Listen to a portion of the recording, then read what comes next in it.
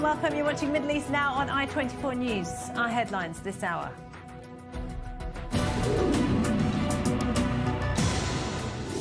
We are at war. Hezbollah chief Hassan Nasrallah speaks for the first time since thousands of his fighters were injured by exploding devices.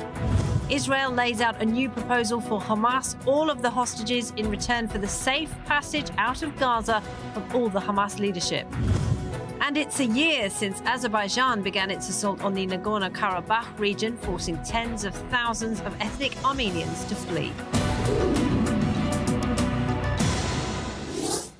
First, red lines have been crossed. This is a declaration of war. The words of the Hezbollah leader Hassan Nasrallah, who before a bright red background spoke for the first time this afternoon since thousands of his men were wounded by exploding pagers and walkie-talkies. Nasrallah admitted his organisation had taken a major hit and he vowed to take revenge. Take a listen. I am telling Netanyahu and Gallant and the army of the enemy and its entity, you won't be able to bring the residents of the north back. The only way you will be able to return them is to end the war in Gaza and the West Bank.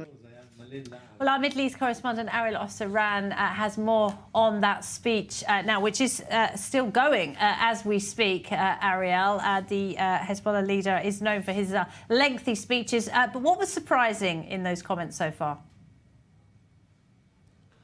Right, Laura. I think the fact that adding the end of Israel's war on the West Bank as a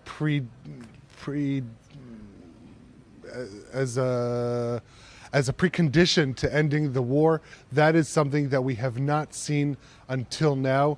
We have heard Nasrallah use the end of the war in Gaza. If there's a ceasefire in Gaza, there will be a ceasefire in Lebanon. We saw that in November when there was a temporary ceasefire and the release of hostages. But Nasrallah appears to be doubling down, climbing higher on the ladder and pretty much leaving no real way to avoid a wider war, because Israel technically has been in war with Palestinian terror groups in the West Bank for decades. And so ending that is not something that is going to happen in the near future. I think the fact that Nasrallah coupled that, saying that all red lines were crossed, this is a declaration of war by Israel, and that all the options are open before us. These are some of the things that he said in his speech, really indicates that Hezbollah is setting itself for war, not necessarily following what happened over these past 2 days, but what happened over these past 2 days really forced the group to a position in a corner where it has to respond as far as the levels of escalation that are available to Hezbollah after 11 months of daily rocket and drone fire in Israel are pretty limited short of a wider war. And I think Nasrallah understands that, and that's what prompted his warmongering statements. I will just say, as far as the rhetoric or the temperament that we saw from Nasrallah in this speech, he was a lot more down in his intensity. You could see that these past 2 days have taken a toll not only on Hezbollah as a whole, but specifically on Nasrallah. Ariel, thank you very much indeed. Ariel Osseran there. Well, let's recap the extraordinary events of the last 2 days. At least 30 Hezbollah terrorists were killed and thousands more maimed after their telecoms devices exploded. Israel is believed to be behind this sophisticated, remote and precise operation, which targeted Hezbollah operatives in both Lebanon and Syria. Our senior correspondent Bianca Zanini has more. A second wave of explosions has rocked Lebanon as mobile devices and handheld radios belonging to Hezbollah operatives began blowing up Wednesday evening. Several people were killed and hundreds injured, sparking fear across the country as hospitals were crowded. Of course we're scared. My children, my siblings' children, all of us. Who can feel safe in this situation? We have 5,000 injured in just 2 days. This isn't a small matter. It's war. Wednesday's attack came just 24 hours after thousands of Hezbollah beepers suddenly exploded in a massive operation widely attributed to Israel. killing 12 people and injuring thousands in Lebanon and Syria on Tuesday. As hundreds had gathered for the funerals of those killed, the second wave of explosions began. The remote attack precisely targeted the devices of Hezbollah fighters, incapacitating hundreds, if not thousands, of members of the terror group. On Wednesday, Israeli Defense Minister Yoav Gallant announced that Israel has entered a new phase of the war by changing its focus to the northern front with Lebanon. The center of gravity is moving to the north, meaning that we are diverting forces, resources and energy towards the north. We have not forgotten the hostages, and we have not forgotten our tasks in the south. This is our duty, and we are carrying it out at the same time. I believe that we are at the beginning of a new phase in this war, and we need to adapt ourselves.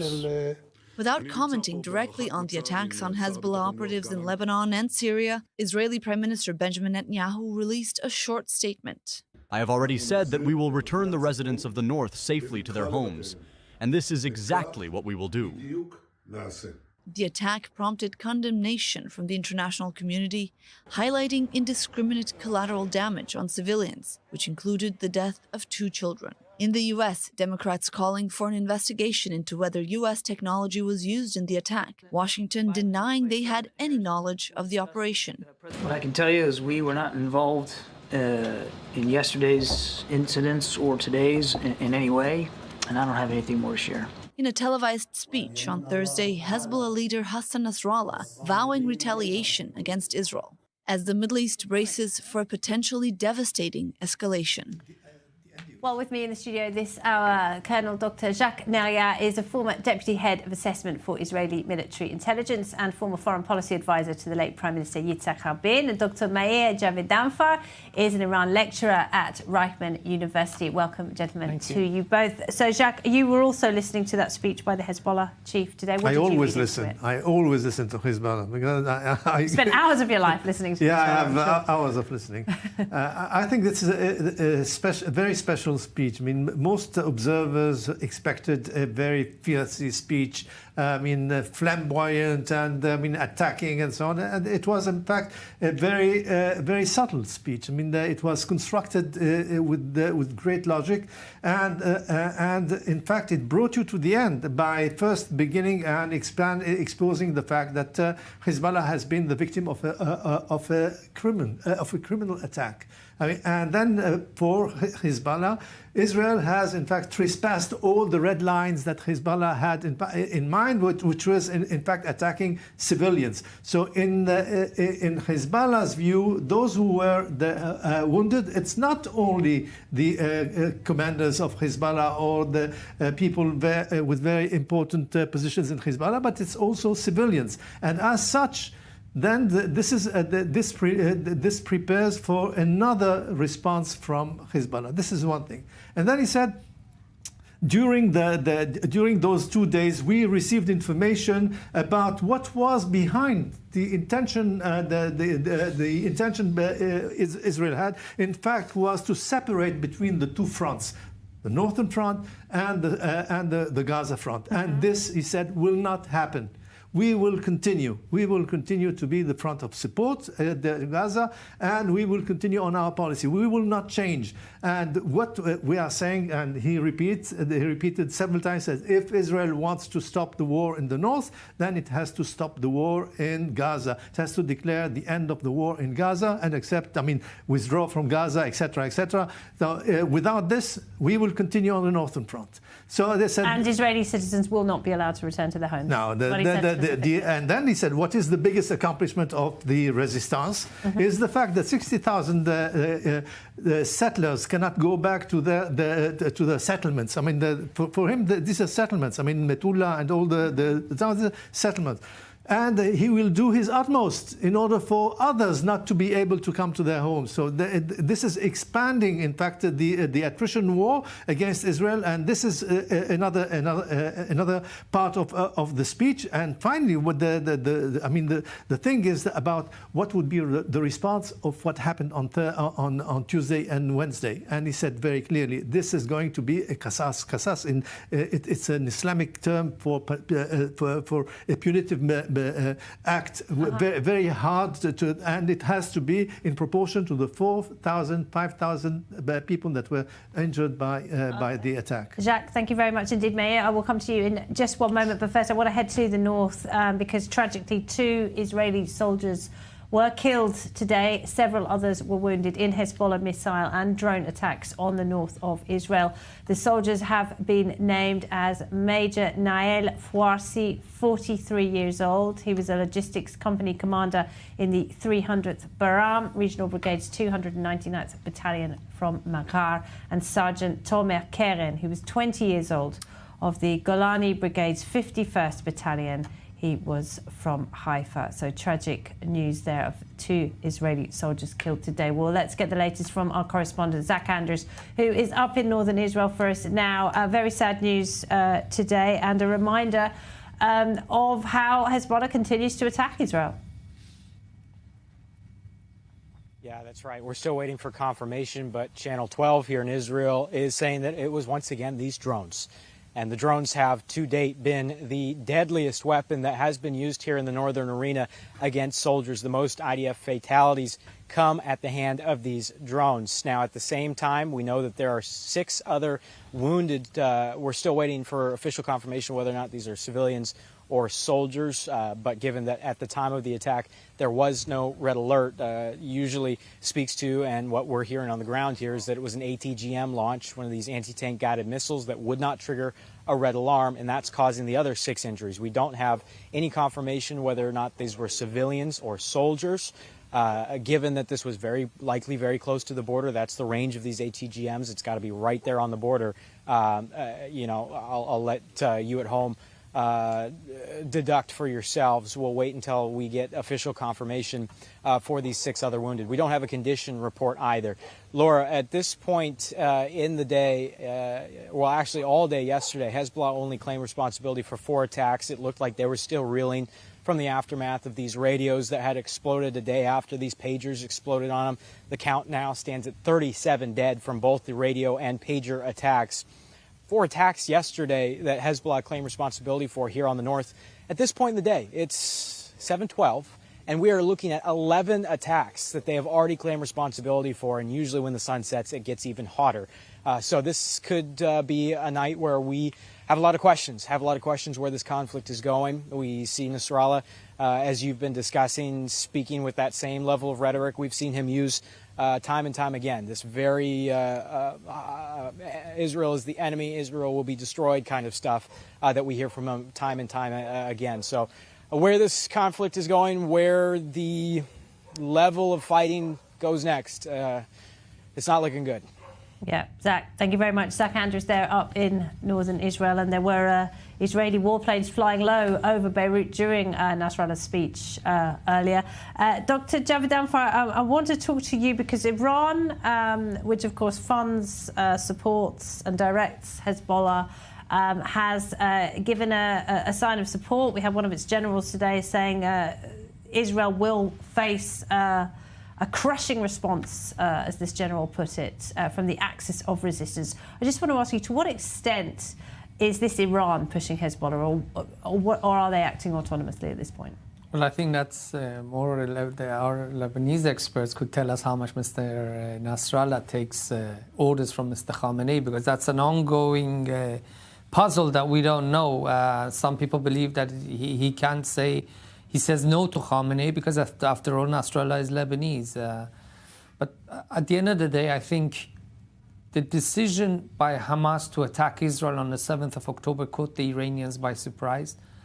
And Hezbollah was haphazardly thrown into this on October the 8th. I think Dr. Neria could correct me if I'm wrong.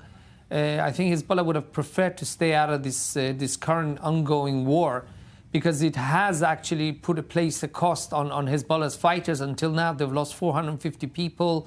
That's before the beepers, the self-exploding beeper operations. So I think this has been a very costly operation that Hezbollah has been thrown into by Iran, I think, and also because of Nasrallah.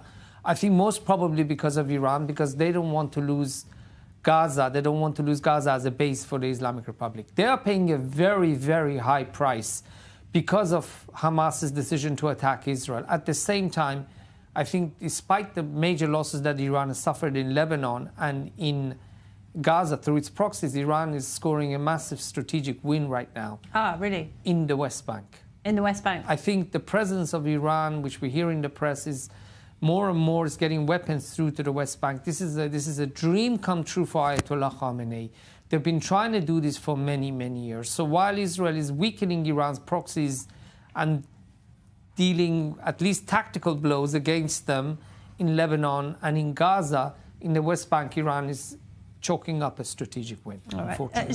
Jack, what happens now? We've just heard from the Defence Minister, Yoav Gallant, who says he sees significant opportunities with the war focused now more on Hezbollah. Is now the time to strike amid all of this chaos? You know, Hezbollah is very clear. You won't drag me into a war when I'm not ready for that. And if you want to begin a ground incursion into South Lebanon, you are welcome. You are welcome to the swamp. We will be waiting for you. We will pay a heavy price, heavier than the one that you paid for the last 20 years when you were in South Lebanon. And we will extend the security zone not only to the 5 kilometers that exist today inside Israel, but rather deep inside. But isn't this it is the different answer. this time because there are less civilians now in southern Lebanon? There are less civilians. I mean, 130,000 have left. Right.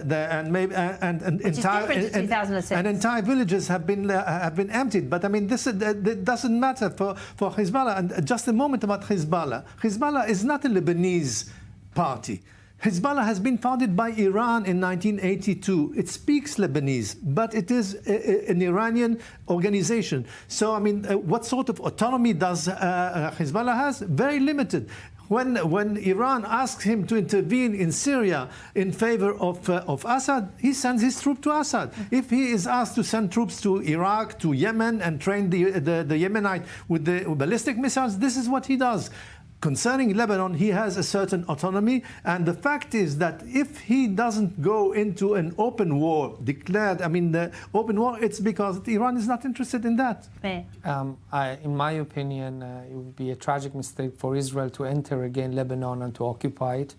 I think it was a decision we made the last time. I did my master's research on it in 1996, and I even back then I believed that Israel should withdraw because we became hostages to Syria, and now by doing so we could become hostages to Lebanon. I think Prime Minister Ehud Barak made a tremendously important strategic decision to leave. I think to go back would be a mistake. I defer to Professor Neria. What is the solution then? How can you get the residents back to the north?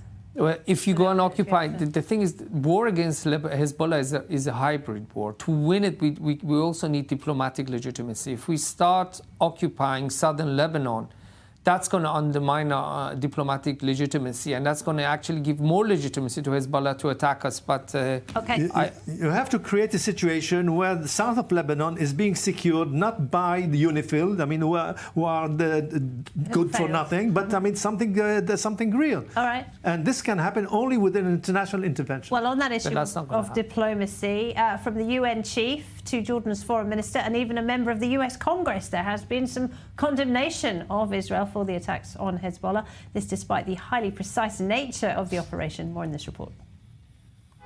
The series of mini explosions in Lebanon has drawn condemnation across the world, emphasizing the harm done to, quote, civilians, without even mentioning Hezbollah, the Iranian proxy group controlling South Lebanon. Indeed, I think it's very important that there is an effective control of civilian objects, not to weaponize civilian objects. That should be a rule that everywhere in the world governments should be able to implement. About a year after this war, the international community failed to play its role. The Security Council failed to carry out its duties to maintain security and peace. Israel continues to challenge the entire world and endanger the interests of the entire world because it is pushing towards a regional war that violates the credibility of international law and shows that there are double standards in the application of international law and international humanitarian law as a whole. Therefore, it harms the whole international system. Lebanese citizens are also reacting, ranging from fear and uncertainty People are afraid to speak because they don't know what's really happening in this country, Lebanon. This is something that has never happened before in the world. We didn't expect it, and we don't know of any place that has faced a similar attack. Everything happening is new. It's the first time we've seen incidents like this. We understand that the youth need to be cautious and vigilant, but for a breach to reach this level, it's something truly serious. To undeterred devotion. For sure, we are not afraid. We are devoted to Lebanon's Hezbollah leader, Sayed Hassan Nasrallah, and we stand with the resistance. Everything happening now is nothing compared to what we are willing to endure for him. My family, my children, and my husband are all devoted to him. While the current situation is concerning for society, nothing will shake us, not even if you blew us or our children up. We are steadfast in our path and will not change or move. Despite Israel remaining silent on the attack and despite its apparent success, Israeli hostage families are fighting a different battle. We don't care about what's happening in the north. We don't care about Hezbollah. War must be ended. Now, as the world waits to see Hezbollah's response, the Lebanese army has been taking its own extra cautionary measures to neutralize remaining communications batteries that could still be used as remote explosives.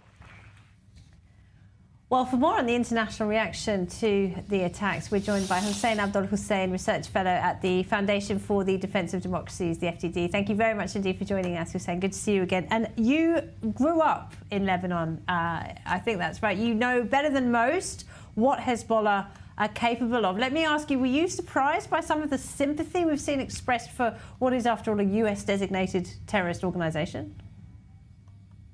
Well, I can't tell whether this sympathy is real. When you talk to people privately, they say different things. When they go on social media, they express sympathy.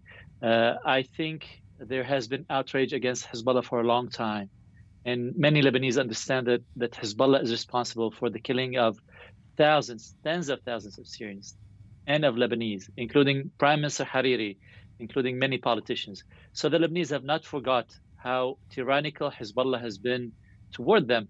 And now they might not be saying it, but they're not as sympathetic as they might seem to be.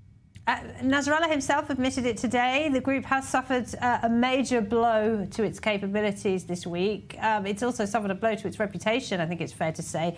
But what happens now? How do these attacks affect the balance of power inside Lebanon? Well, they don't. Unfortunately, Hezbollah rules with fire and fury, and there's no space for other people to say anything. Now, notice, after 2 days of the attack, there's no president in Lebanon. The acting prime minister statement accounts for nothing, and so does the foreign minister. So everyone was waiting for Nasrallah to deliver his speech on TV as the ruler of Lebanon. And this is to say that nobody else counts in Lebanon, and the only word is with Nasrallah, and whoever disagrees gets punished. I think the Lebanese understand this. Lebanon is not a democracy, it's a tyranny, and people who live inside of Lebanon understand, and they're trying to just stay alive until things change. And how do you interpret his comments? For saying he's really doubling down today, isn't he? He's saying you will not be allowed to return your residents to the north of Israel. I mean, is he interested in an all-out war with Israel? Well, to me, he came across as someone who was bluffing, who was promising such a harsh punishment or a heavy price to Israel, but at the same time, he didn't want to go to war. But he probably thinks that if his words carry some heft with Israel, then maybe he'll hold Israel back. But I think he knows that, I mean, at least judging by the past 10 months, the Israeli performance, Israel has by far outperformed him militarily on the battlefront. He knows this. Everybody else knows this, but I have not heard him say anything different since 1994 when he first became the chief of Hezbollah. I certainly hear what you say there. What about what's being said in the wider Arab world then about what Israel managed to do here? Is there a sense that Israel is slowly restoring deterrence after the catastrophic failures on October 7th? Well, I'm not sure whether the Arabs are assessing things from an Israeli perspective. Let me tell you that to many Syrians and Lebanese and others, and even Iraqis, they were jubilant to see such a disaster befall Hezbollah. To these guys, these Hezbollah casualties were people who helped oppress them or even destroy their villages and cities and suppress their protests, whether in Baghdad or in Damascus or in Beirut. So there was a lot of happiness to see this happen. Of course, not all of them expressed it, but Israel showed that it's ahead of Hezbollah by a mile. These were surprises to Hezbollah itself. If you monitored inter-Hezbollah communication, you could see that they were reeling. I think they are still reeling, but of course, Nasrallah will never say. Hossein Abdul Hussein at the FDD, thank you very much. Thank you. And Jack, just real quick, do you agree with that? Do you think Nasrallah's speech was all bluster? No, I think that, Nasrallah is a specialist in psychological warfare. And his address was very clear. I mean, you should read between the lines. I mean, the answer, the response would be a harsh response. This will come at a time and a place that he has chosen. This is one thing. It has to be dramatic because he has suffered those 5,000 people of his that has been injured, and this is beyond all the red lines that he had in mind. So this is something that has to be remembered. And second thing is that I'm repeating it. He says to Israel very clearly, you won't drag me into a situation if I don't want to go there. And if you want to go inside Lebanon, please do. All right, Jack, thank you very much indeed. We're going to take a very short break. Up next, as the Hezbollah chief vows to continue his war, Israel has a new proposal for Hamas. That's next.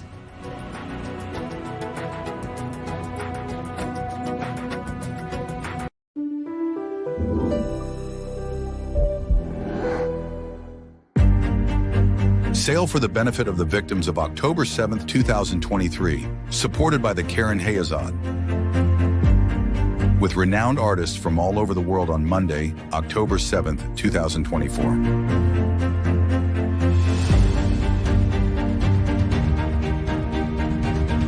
View the complete catalog and access remote purchase orders on aspacefineart.com and Karen-Hayazad.fr.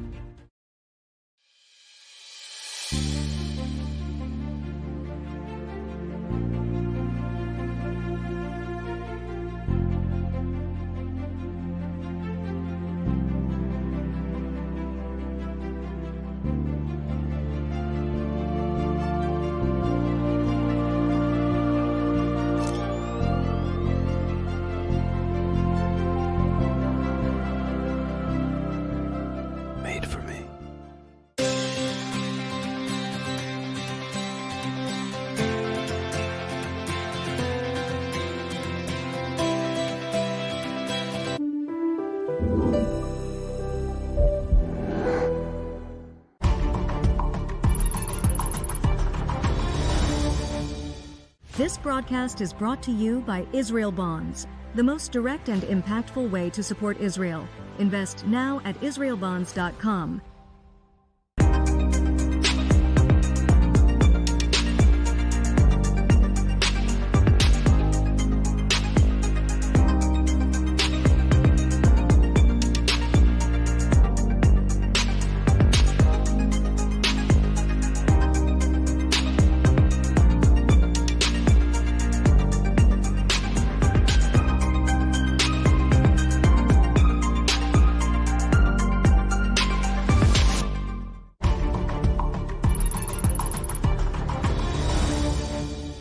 This broadcast is brought to you by Israel Bonds, the most direct and impactful way to support Israel. Invest now at israelbonds.com.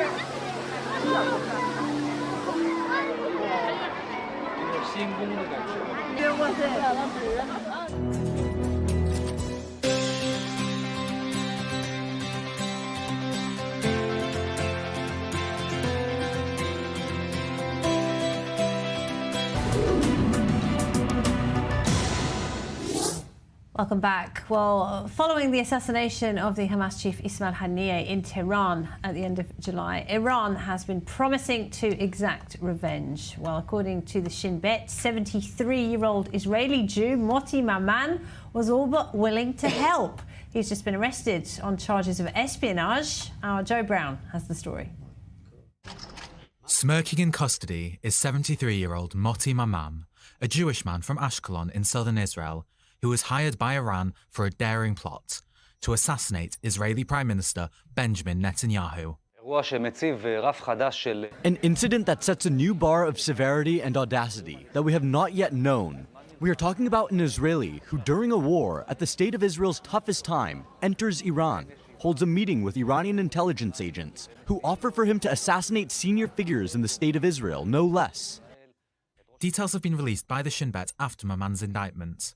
He had previous business dealings in Turkey, and in April, two Turkish businessmen named Andrei Farouk Aslan and Junaid Aslan put him in contact with an Iranian man called Eddie. In May, a meeting was held in Turkey between Maman, the Aslans, and Eddie's representatives. But because Eddie said he was unable to leave Iran, the 73-year-old was smuggled into that country. Eddie and his associates from the Iranian security establishment told Maman to undertake tasks, including taking photographs of crowded areas and threatening other Iranian agents who were not complying with orders. In August, Maman visited Iran again, being smuggled in via Turkey.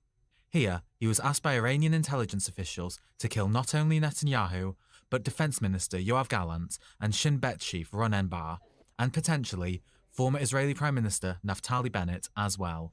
He was also asked to try and recruit Americans and Russians to try and assassinate Iranian dissidents in the diaspora. Maman asked for $1 million up front and was given €5,000 for participating in the meeting. Upon returning to Israel, he was arrested and on Thursday was formally indicted. News of his arrest comes a day after the Shin Bet revealed that an explosion in Tel Aviv's Hayakon Park last year was an intended assassination attempt on former Defense Minister Moshe Ya'alon. And earlier this week, the Shin Bet said that it had thwarted an attack from Hezbollah on an Israeli security official believed to be former IDF Chief of Staff Aviv Kohavi. Upon his arrest, Moti Maman reportedly expressed relief, saying he did not know where events could have led. But with Israel's shadow war with Iran coming to light, Israeli security forces are on edge and continuing to thwart Iran's attempts to sow the seeds of chaos inside the country. Well, with me in the studio, Dr. Jacques Nariat and Dr. Meir Javed Danfar. So, Meir, you've been watching this story closely. This is a very worrying development, isn't it? Oh my God, an Israeli going on of his own will, going to Iran and offering to recruit, offering to kill, offering to work for the Iranians to kill an Israeli citizen, Israeli politician or Israeli citizen, doesn't matter. This is very, very worrying. It goes to show how much greed can be exploited by our enemies, and for somebody like that to go to Iran. We're lucky they didn't take him hostage, because they could have said, okay, now you're staying in Iran, and then suddenly we would have heard the news that Iran has in its possession an Israeli. They want to change him for 50 or 500 Palestinian terrorists, like they did with that other Israeli. Wasn't he a drug dealer? What was his name? That he went to Beirut. Tannenbaum. I was about to remind you that, and he was a colonel in reserve. So God help us. Greed is one of the 7 deadly sins, you know. But what does this tell us about Iran's reach in Israeli society? Has it established some kind of contacts here? I think they always try. Our enemies are always going to try. It's just that we hope that Israeli citizens, overwhelming majority who are patriotic, are not going to do something like this. But for somebody to go to Iran and to cooperate with them knowingly, this is a major source of concern, of course. And I think he's going to get the book thrown at him, and with good reason. And this isn't the first time. No, it's not the first time that the Iranians are trying to recruit Israelis in key positions. But I mean, Moti Maman is really the businessman who has his his family, part of his sons served in the army. This is as far as he knows about the military establishment or the security establishment in Israel. Whereas in the past we saw them recruit a minister, former energy minister, Gonen Segev. I mean, he was also he was volunteer. I mean, he was a volunteer. Went to Tehran several times and got missions about strategic places in Israel and tried to recruit also other Israelis. And so Iran is trying by all means to enter to the Israeli society in order to understand much more the mentality of the Israelis, how they behave. This is a big charade. I mean, they don't know who are those Israelis. And they are trying their best. I mean, they hack us all the time. You have all from time to time, the computer. Even yesterday, you had these messages sent to 5 million Israelis about, I mean, what's waiting for you, Nasrallah is waiting for you, and so on and so on. This is what the Iranians are doing all the time. And Mayor, it's not just in Israel, is it? The Iranians are really spreading their tentacles across the Western world, in France, in the United Kingdom, and of course in the United States, where they've been found guilty of trying to hack into President Trump's campaign material as well. How are they managing to do this? They're learning from Russia. They're under? They're learning from Russia. They're learning that there's been increased cooperation between Iranians and Russian intelligence, especially since the start of the Ukraine war. I think it is safe to assume, I'm saying that because I don't have any evidence, but I think it's safe to assume that there's a lot of training going on between them, and the Iranians are doing what the Russians have been doing to America on a smaller scale. I think just as the Russians try to deepen and to accentuate the gap in America between conservatives and liberals, they're trying to do it in Israel. And they recruited another Israeli via Telegram, and they offered to pay in Bitcoin to go and post anti-government and pro-government messages in parts of Tel Aviv in order to deepen the chasm that we have in this country. Look, Laura, we're in war here. These are things, of course, we don't like, but that's going to happen because we're in war and we have to be on our guard. Okay. I would like just a remark about what has been said earlier about Iran trying to infiltrate the West Bank. We see a clear movement of Iranian militias on the border with Jordan, trying to infiltrate the Jordanian border in order to reach the 309 kilometers of Jordanian-Israeli borders. They want to be there present. And this is the main effort that the Iranians are trying right now. And the Jordanian army is fully deployed on the northern border and along the Jordan River just to prevent that. All right, Dr. Meir Javedanfard, Dr. Jacques Neria, thank you very much to you both. Thank you.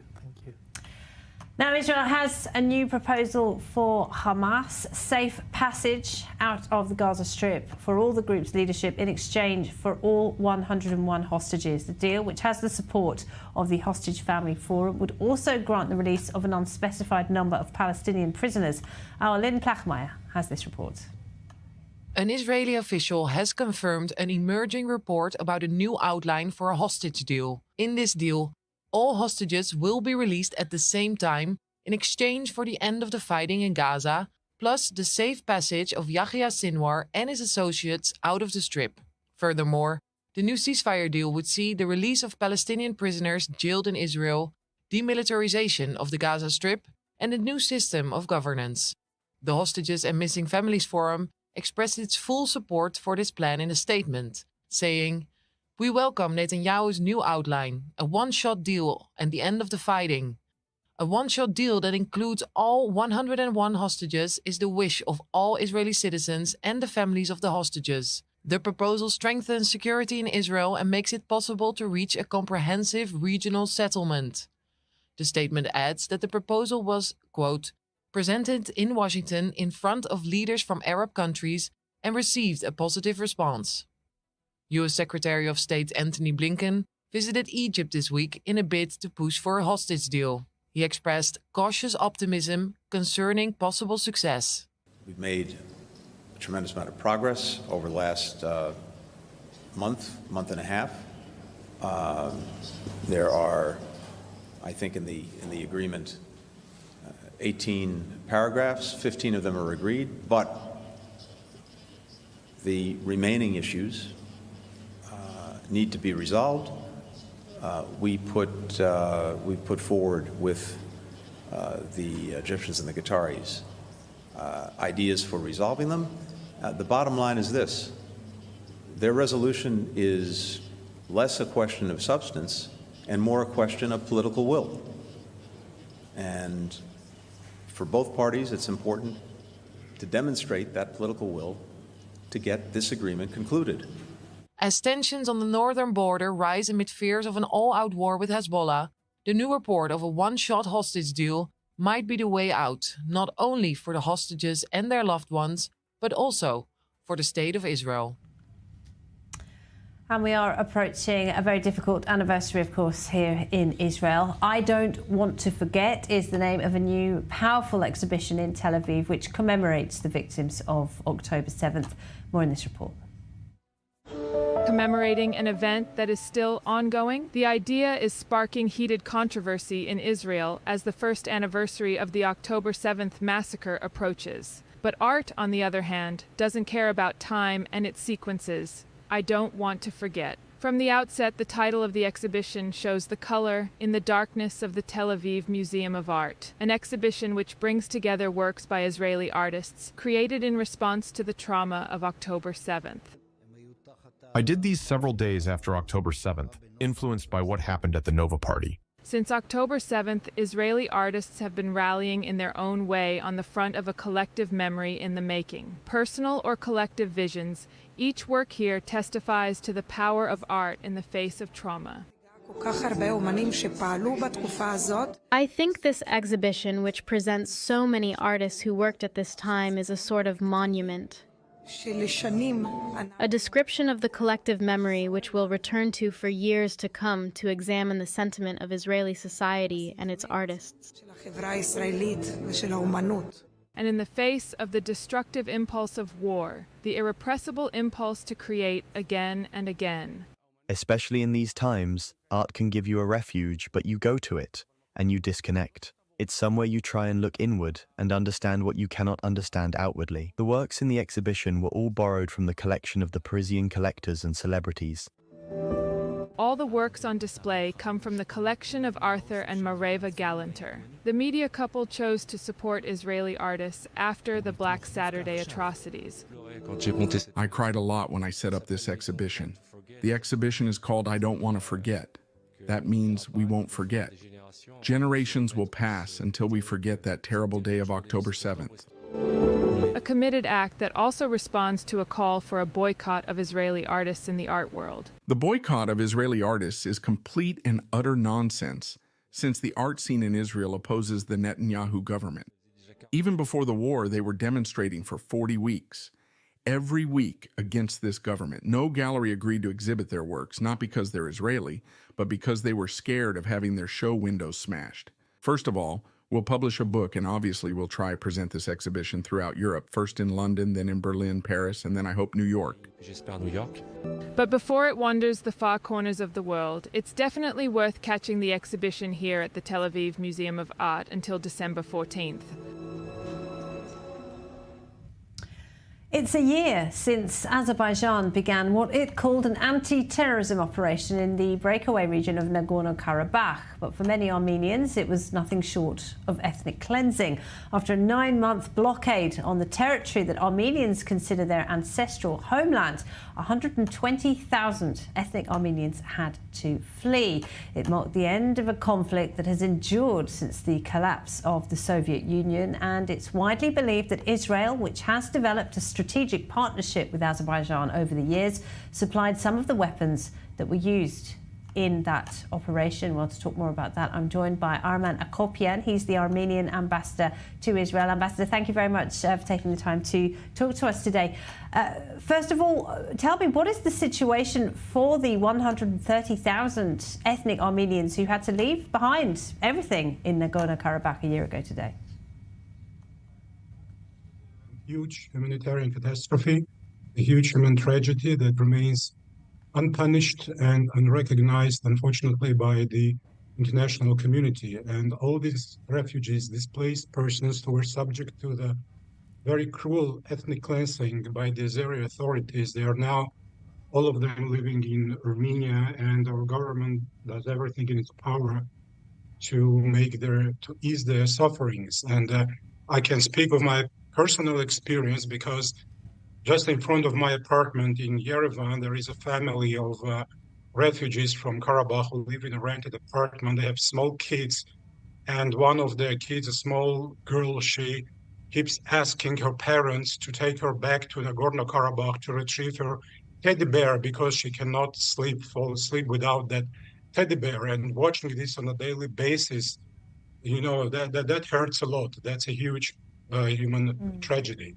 And that it was indeed ethnic cleansing because Armenians lived in Nagorno-Karabakh for at least 3,000 years. It's a documented presence. It's not just something we say. It's documented on a stone, on a papyrus, on a parchment. And now they had to leave everything behind, to leave all their property and to leave their cultural heritage, which is now under the threat of appropriation, because we see attempts by the Azeri authorities to declare that huge cultural heritage that the Armenians left behind as not belonging to Armenians. Well, you are the ambassador to Israel. Jews and Armenians have many things in common. They are indigenous to this part of the world. They've both been the victims of genocide. They've been displaced. They've been dispossessed. Do you feel betrayed that Israel essentially took the side of Azerbaijan in this war? I wouldn't call it a betrayal, but of course I would appreciate more empathy from the part of Israel, because for the last 4 years we've been through a very difficult time and a lot of suffering, and of course some expression of empathy from Israel, of course, would be more than welcome, because we always say that if there is one nation in the world that can understand us, it's the Jews, because as you said, our fate is so similar and there are so many common traits between our peoples. And that's why, as I've said, we would, of course, welcome more expressions of empathy from Israel. We see it from the Israeli civil society, a lot of empathy from the Israeli civil society, which is in its overwhelming majority very pro-Armenian, but the Israeli government has yet to catch up with this trends that we see in Europe. Yeah, there are indeed cultural ties, and I encourage people to visit the very beautiful Armenian Quarter, of course, in Jerusalem, here in Israel. But is Armenia now pursuing a policy of revenge? Because your country did decide to recognise a Palestinian state just a few months after the atrocities of October 7th. Was this not a reward for Hamas's terrorism? Revenge against Israel? No, there is no such thing as revenge. You know that we do not see the recognition of the Palestinian state as an obstacle on the ways to developing friendly relations because between Armenia and Israel, because Israel maintains excellent relations with many countries and also in our region that have recognized the Palestinian state long before Armenia. Right, but you did it just a few months after October 7th. That's my point. It has nothing to do with October 7th. It's in no way a reward. Nobody is going to reward Hamas from the terrible atrocities that they've committed against the Israeli civilians. It is very wrong to put it in this context. Okay. Another thing, Armenia just signed a deal with Israel's arch enemy, Iran. One organisation, the Alma Institute, says Armenia is now acting as a transit point for Lebanon and Syria. Is Armenia helping Iran to arm its proxies? That's a completely false accusation, and there is no such thing. Armenia has signed many treaties with Iran, mostly in the field of trade and tourism and cultural exchanges, because Iran is a neighboring country to Armenia, and we have no other choice but to develop friendly relations with a neighbor the same way as Israel does. And in this case, we're borrowing a page from the Israeli book to create good relations with as many neighbors as possible. And there is no deal has ever been signed that will put Armenia in that context of transiting weapons or any illicit trade. There is no such thing. And these are false allegations, and I have not seen a single proof to that. And I'm sure that nobody in Israel can produce a proof to that. Okay. Ambassador Akopian, thank you very much indeed. Thank you for having me. All right, well, let's get the perspective from the Azerbaijani side now. We're joined by Ahmed Alili. He is the director of the Caucasus Policy Analysis Centre and a researcher at the Regional Security of South Caucasus as well. Thank you very much for being with us. So what happened a year ago today? Was that an act of ethnic cleansing on the part of Azerbaijan? Thank you very much for the invitation. No, Azerbaijan has a different stand on the issue, frankly speaking. First of all, what happened in September 2023 in Azerbaijan, it's seen as a restoration of the sovereignty and the territorial rights. And I believe that this is an achievement that there is no other country that could do the similar things in the post-Soviet area. So it's the very first country in the post-Soviet area did something like that. So, and also Azerbaijan right now is a country in the whole area, in the whole region, in the whole Eastern Partnership country. There is no presence of any foreign troops in Azerbaijan. So it's also a great achievement. So, and also I believe that there are, in expert communities, there are many discussions about that is the precedent for many other conflicts in the region. So in the post-Soviet area, you have many other conflicts. So that's why I believe that it might be a precedent for this conflicts, and Azerbaijan did it with maintaining the very good relations with United States, European Union, and Russia at the same time. So, but there's accusations about ethnic cleansing that comes as a PR stunt in Azerbaijan that's evaluated as PR stunt. Azerbaijan. But you don't dispute that 120,000 people had to leave their homes and can probably never come back again. I've just been speaking to the Armenian ambassador, and he says families had to leave their homes, their properties, everything, and they know that they can never go back. Can you see a way that any of those people could return? Yeah. Well, okay. First of all, I don't think that. All the issues like that we should take into account all the issues. For example, Azerbaijan officials back then, they asked Karabakh Armenians to stay. So there were certain security concerns. We understand that, but there are some deep concerns in Azerbaijan community also, like that it's mutual disbelief that led to this exodus, and I believe that we have to work together on resolution of these issues. But also they left with their cars. So, and they took all their belongings. So there was no gunfire when they were leaving. It was quite a well media exposure when they were living there. And so that's why it lost the ethnic cleansing. When what happened to Azerbaijanis in the 1990s, they did not repeat during the September 2023 event. So that's what Azerbaijan side usually sees it, because Azerbaijan side compares to the September 2023 exodus, how Azerbaijanis were forced out from Karabakh in the early 1990s, and it's a completely different picture. So that's why the exodus of Karabakh Armenians, it was not in the division of Azerbaijan officials. They were willing Karabakh Armenians to stay in Karabakh. They asked Karabakh Armenians to stay in Karabakh, and I believe that they can come back. Azerbaijan officials made that clear right now. Okay, all right. Armenians, I think, would strongly dispute that. But okay, let's move on. We've just been talking about Armenia's recently signed deal with Iran. Israel and Western countries are concerned about this. Is Azerbaijan worried about the relationship between Armenia and Iran? Yeah, sure. The Azerbaijan wants the region be less intervened with the foreign powers, right? So Azerbaijan wants Georgia, Armenia, and Azerbaijan to solve their problems among themselves.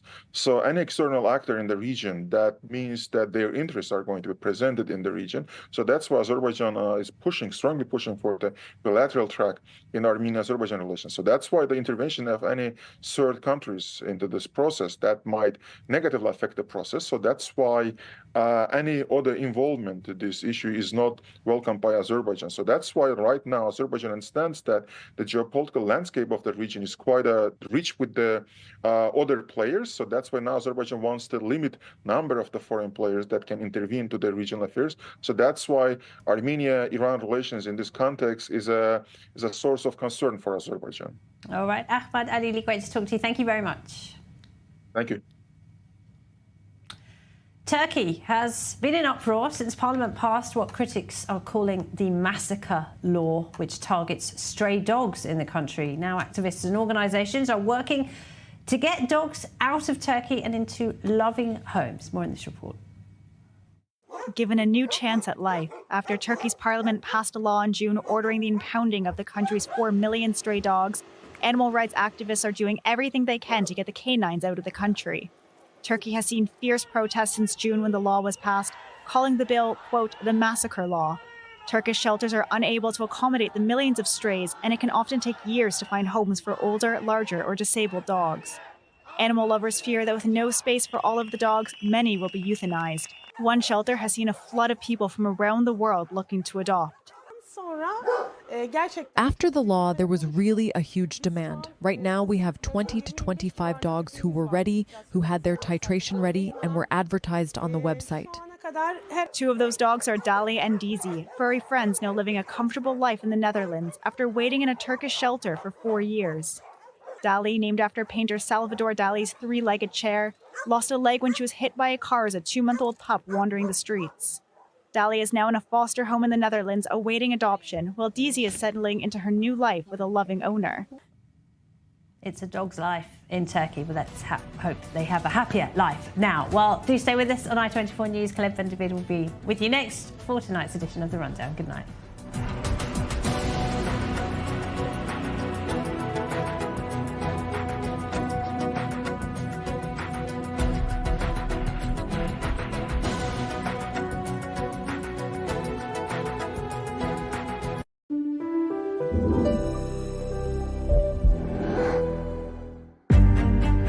Sale for the benefit of the victims of October 7th, 2023, supported by the Karen Hayazad.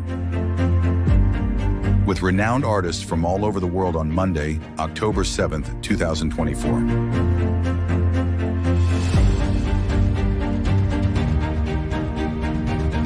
View the complete catalog and access remote purchase orders on aspacefineart.com and Karen-Hayazad.fr.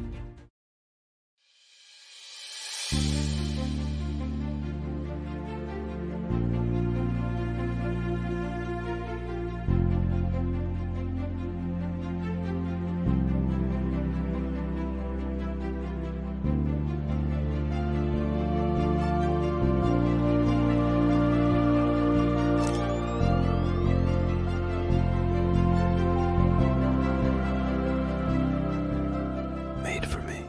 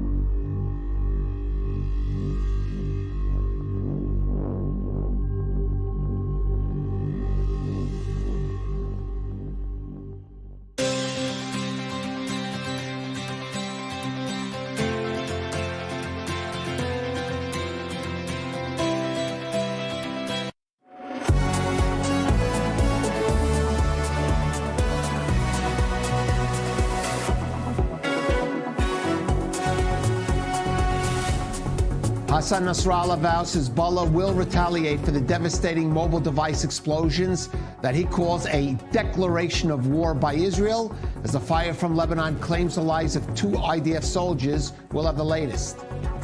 An Iranian plot to assassinate Israeli leaders is exposed after the Shin Bet arrests the Israeli citizen recruited to help carry out the killings. We'll take a closer look. A new proposal to reach a final hostage release for Gaza ceasefire takes shape as U.S. Secretary of State Antony Blinken seeks Egypt's help to finally seal a deal. We'll break it down.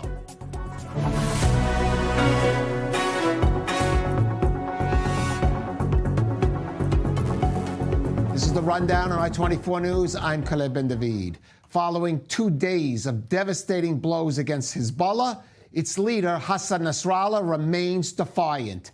Speaking from Beirut, Nasrallah said Israel crossed all red lines in arranging the explosions of mobile devices that crippled and killed thousands of Hezbollah operatives, an act that he called a declaration of war. He vowed that Hezbollah will continue attacking Israel's north and added that displaced residents won't be able to return to their homes until the fighting in Gaza and the West Bank ends. Meanwhile, 2 IDF soldiers were killed earlier today from Hezbollah rocket and drone fire in northern Israel. Reserves Major Nael Fouassi, 43, and Sergeant Tomer Keren, 20. May their memories be a blessing. And the IDF also announced that Chief of Staff Herzl Halevi has approved new plans to carry on the battle to restore quiet in the north as the IDF pounded Hezbollah targets in Lebanon. Bianca Zanini has more in this report. A second wave of explosions has rocked Lebanon as mobile devices and handheld radios belonging to Hezbollah operatives began blowing up Wednesday evening. Several people were killed and hundreds injured, sparking fear across the country as hospitals were crowded. Of course we're scared. My children, my siblings' children, all of us. Who can feel safe in this situation? We have 5,000 injured in just 2 days. This isn't a small matter. It's war. Wednesday's attack came just 24 hours after thousands of Hezbollah beepers suddenly exploded in a massive operation widely attributed to Israel, killing 12 people and injuring thousands in Lebanon and Syria on Tuesday.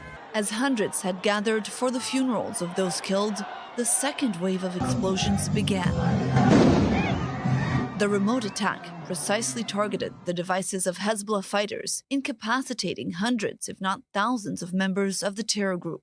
On Wednesday, Israeli Defense Minister Yoav Gallant announced that Israel has entered a new phase of the war by changing its focus to the northern front with Lebanon.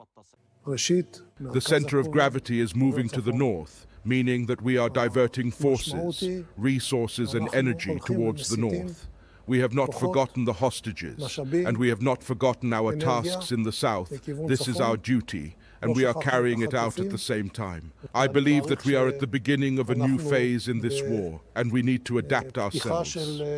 Without commenting directly on the attacks on Hezbollah operatives in Lebanon and Syria, Israeli Prime Minister Benjamin Netanyahu released a short statement. I have already said that we will return the residents of the north safely to their homes, and this is exactly what we will do. The attack prompted condemnation from the international community, highlighting indiscriminate collateral damage on civilians, which included the death of 2 children. In the U.S., Democrats calling for an investigation into whether U.S. technology was used in the attack, Washington denying they had any knowledge of the operation. What I can tell you is we were not involved in yesterday's incidents or today's in any way, and I don't have anything more to share. In a televised speech on Thursday, Hezbollah leader Hassan Nasrallah vowing retaliation against Israel. I am telling Netanyahu and Gallant and the army of the enemy and its entity, you won't be able to bring the residents of the north back. The only way you will be able to return them is to end the war in Gaza and the West Bank. And joining us in studio, Reserves IDF Major General Eitan Dangot, the former military secretary to 3 defense ministers and former coordinator of government activities in the Palestinian territories, and our Middle East correspondent, Ariel Osran.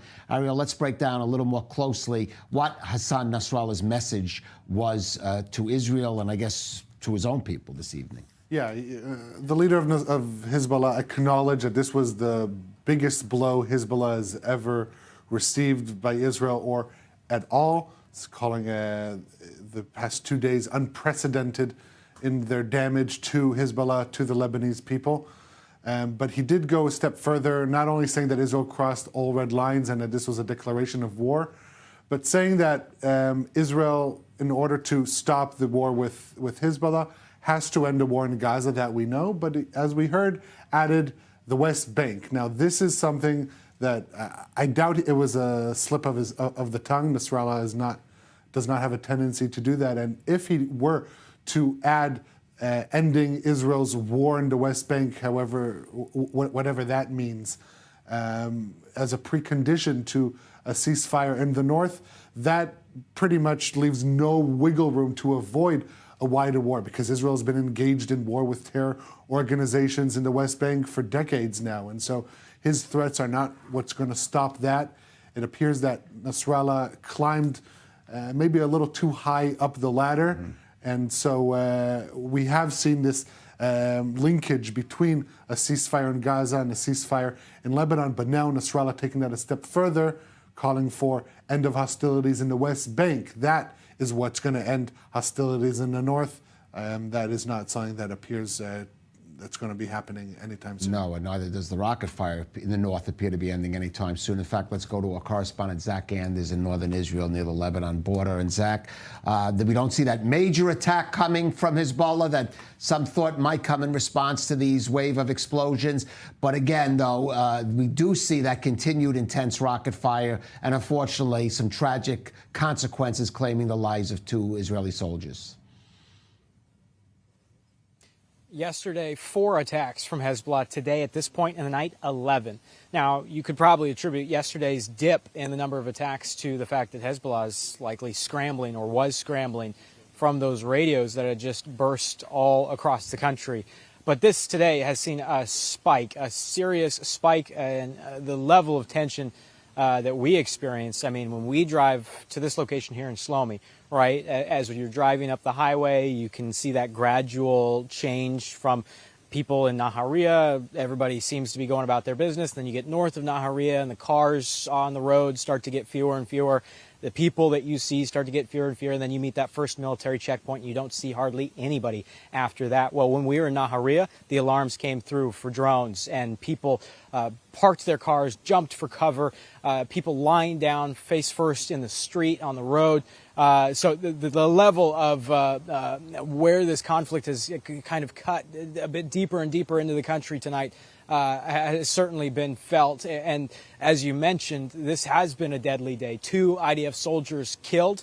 We're seeing reports in Israeli media that we have not been able to independently confirm that this was from a drone attack. Now, we've talked at length about how these drones have proven to be the most deadly weapon in Hezbollah's arsenal. They account for the most fatalities within the IDF soldiers who have been killed here in the northern arena. We know of 6 others wounded. We don't know whether or not these are soldiers or civilians, and we don't know their conditions. We just know that they're at 2 area hospitals, and we've been pressing to try and learn more to get a condition report. We haven't got it, and often that has, especially with these injuries that we're being told were right there on the border, often that is, those are soldiers. But again, we don't have confirmation here for those 6 others wounded, and we will, once we do, pass that on to you.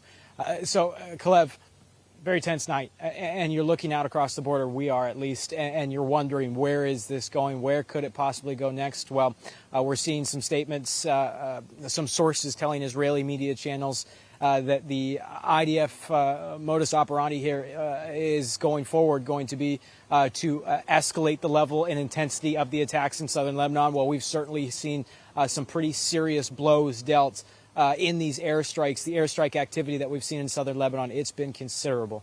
All right, Zach Anders there, right by the Lebanese border in northern Israel. Thank you for that.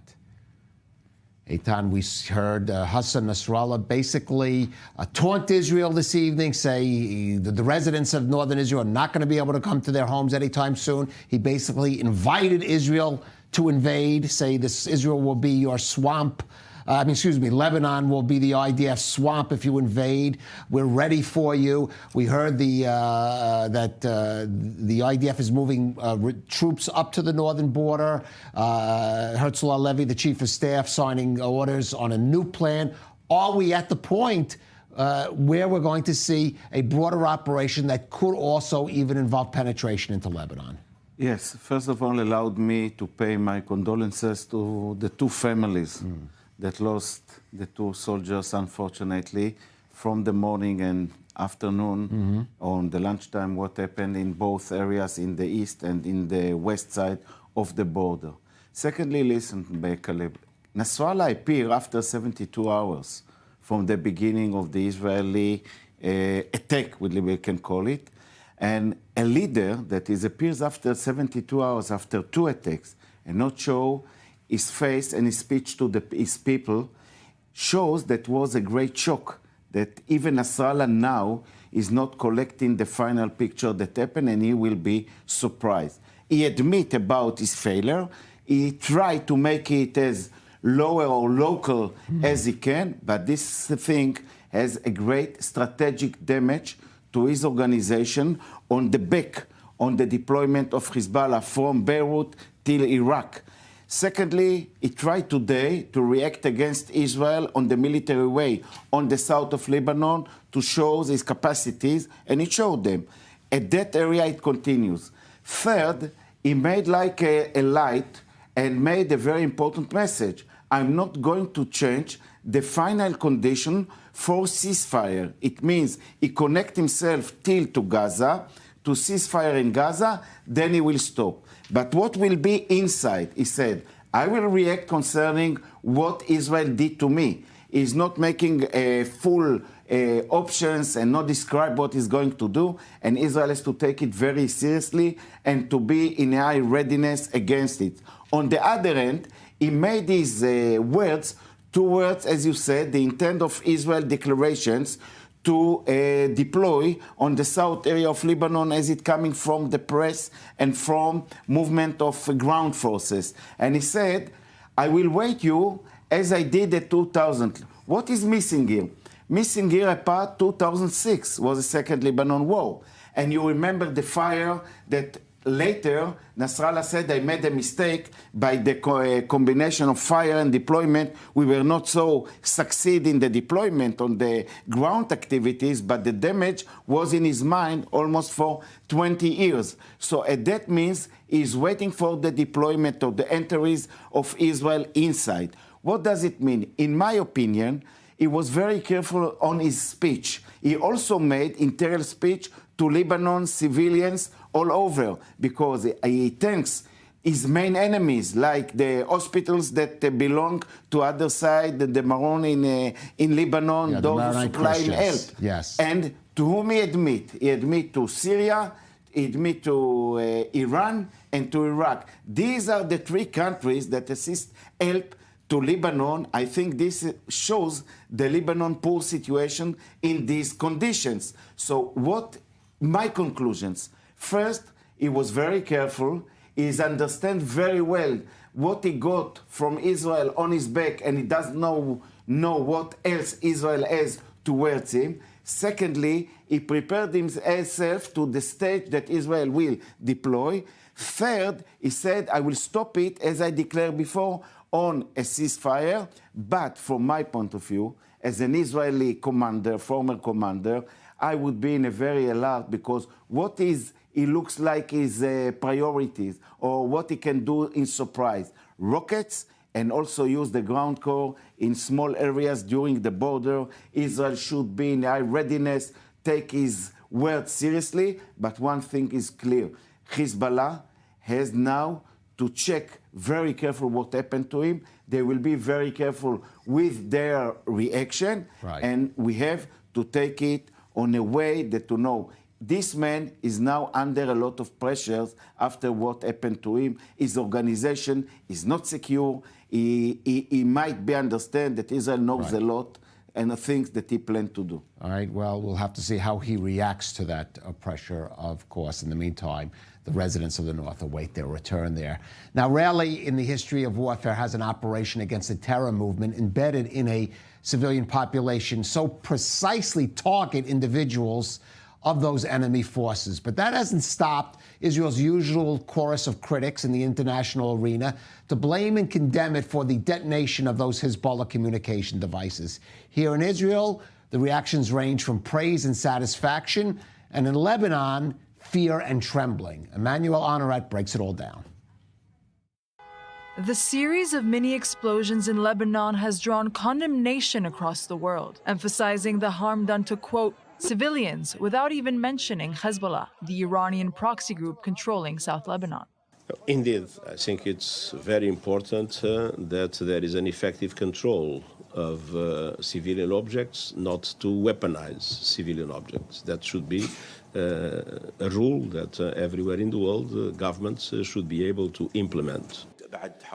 About a year after this war, the international community failed to play its role. The Security Council failed to carry out its duties to maintain security and peace.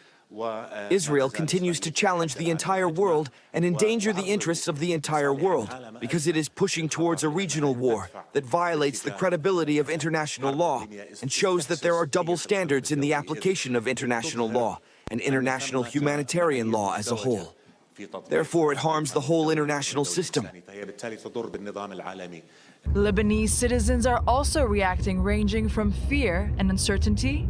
People are afraid to speak because they don't know what's really happening in this country, Lebanon. This is something that has never happened before in the world. We didn't expect it, and we don't know of any place that has faced a similar attack. Everything happening is new. It's the first time we've seen incidents like this. We understand that the youth need to be cautious and vigilant. But for a breach to reach this level, it's something truly serious. To undeterred devotion. For sure, we are not afraid.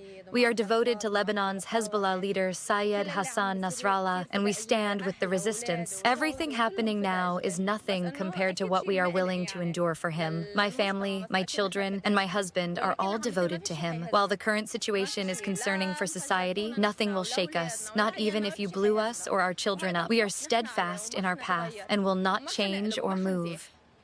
Despite Israel remaining silent on the attack and despite its apparent success, Israeli hostage families are fighting a different battle. We don't care about what's happening in the north. We don't care about Hezbollah. War must be ended. Now, as the world waits to see Hezbollah's response, the Lebanese army has been taking its own extra cautionary measures to neutralize remaining communications batteries that could still be used as remote explosives. Joining us for more is Fabrice Balanche. She's an associate professor and research director at the University of Lyon in France, an expert on the region, including Iran and Lebanon. And Professor Balanche, you know, of course, here in Israel, I can tell you, of course, Israelis reacting with great satisfaction to the events in Lebanon. We're also focused on the daily headlines and whether there'll be a reaction or not. Perhaps looking out from outside the region, give us maybe a broader perspective. What is really the meaning, the broader meaning of what happened in Lebanon over the past 2 days? Well, in Lebanon, of course, people, as you say, are very cautious because they are afraid about Hezbollah. So I know Lebanese people that they are very happy about what's happened to Hezbollah because they hate, of course, Hezbollah, and they have seen how the terrorist organization is weak, but they cannot speak very openly. In France, too, the French government is very cautious because it's afraid about an escalation in the area, and he wants to keep a kind of channel of dialogue with Hezbollah to try to mediate in Lebanon to keep quite influence on Lebanon. But I think it's over because the escalation is here, and we will have the war probably soon.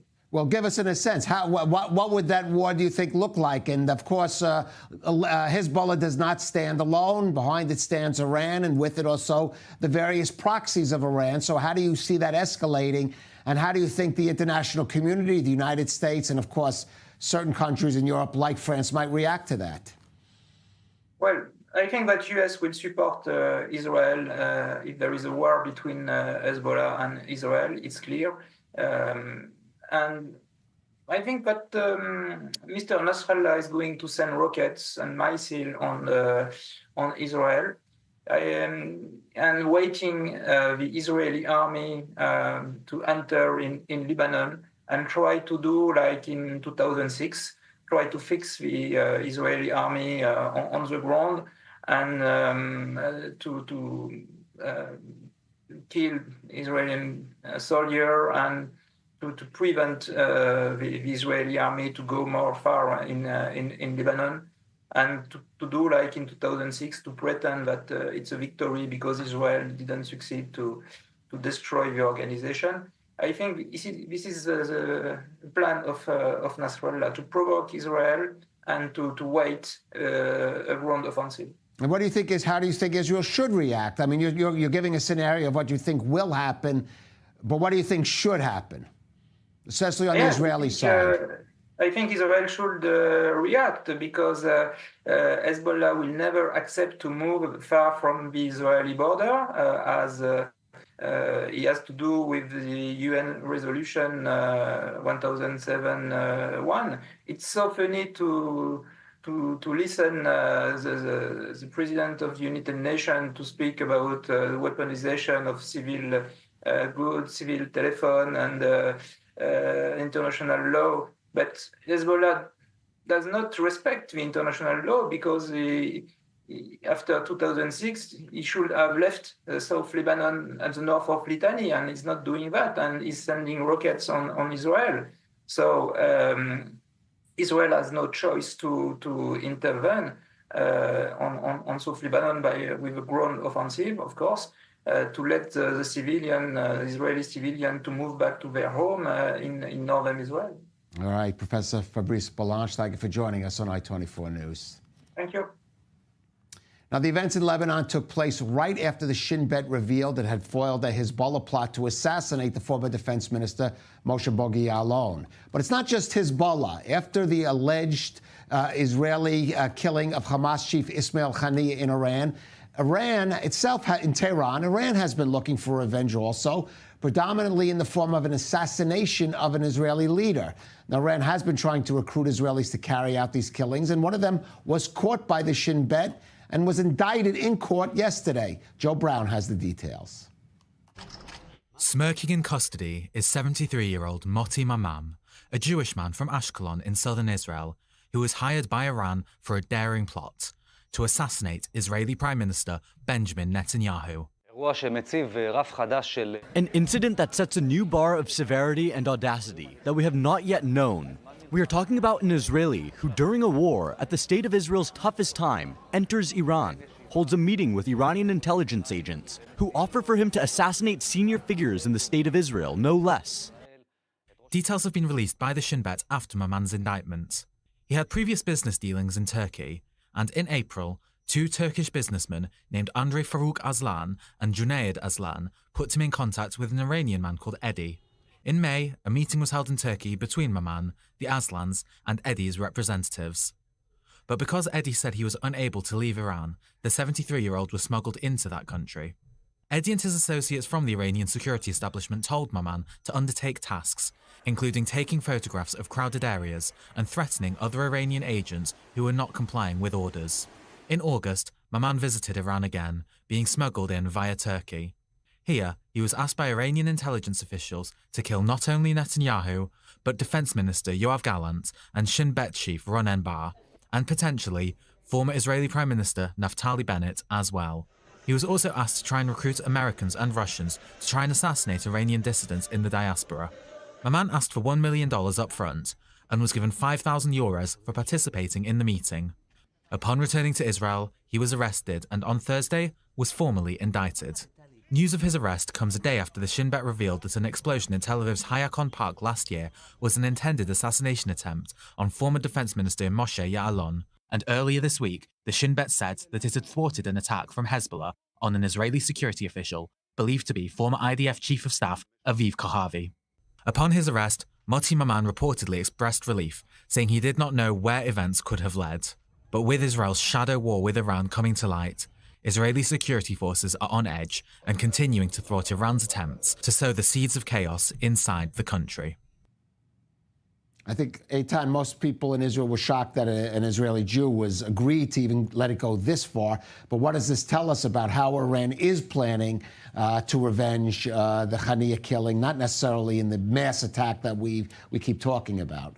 Maybe I'll surprise you. I was not surprised, because Iran, Hezbollah, are working for a long time. It has not started now for trying to assassinate some of the Israeli main figures. And they're trying to use all elements of options they can. Use some cabin of terror like Israeli Arabs. 8 of them were arrested, as it was published about the cabin that planned to assassinate Bogi Ya'alon.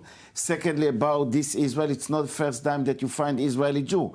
Elchanan Tenenbaum in Sharon time was someone who has problems in finance and drugs, etc., who went to Hezbollah in Lebanon. So they are looking about weak points that they can find in order to connect them. It's coming like in this person from Turkey. It's coming from Israeli Arabs, not all of them, of course, and a small part, but we have to be careful. Just think how many cabins we didn't identify yet or didn't publish. And I'm sure they exist, and they will try. And we have to cover it from all over, from Israelis, Jews, Arabs, from foreigner tourists, etc. They didn't stop, and they will not stop it till now. They failed, but we have to be in a very high alert and work to prevent it in the future. Right. How many? Usually these stories are not made public. You'd have to think that the publication of this story had maybe something to do with what happened in Lebanon in the last 2 days. Please, Eitan Dangot and Ariel Osran, stay with us. We're going out for a brief break. We'll be back with more of the rundown in just a few minutes.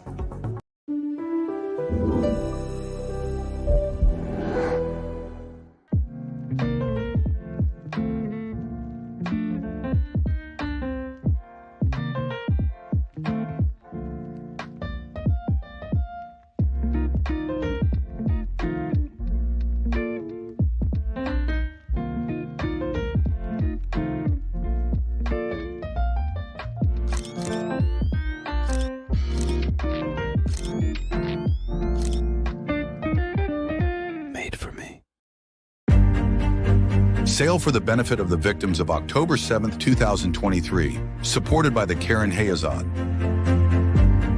with renowned artists from all over the world on Monday, October 7th, 2024.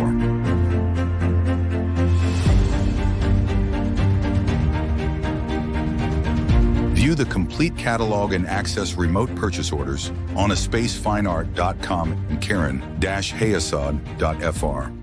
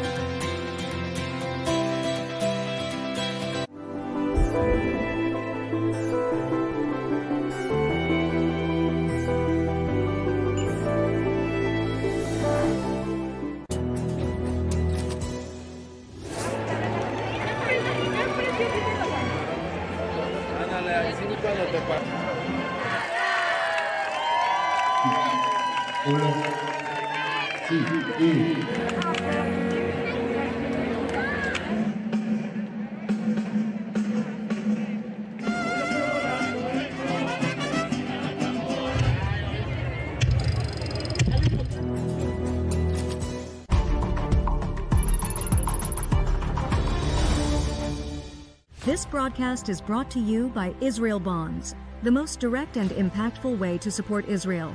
Invest now at israelbonds.com.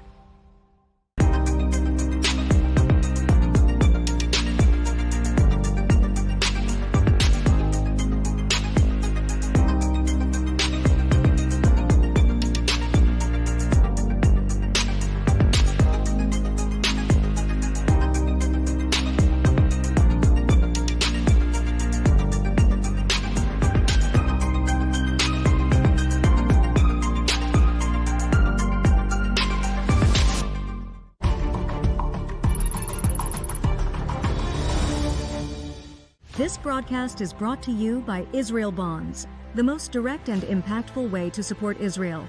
Invest now at IsraelBonds.com.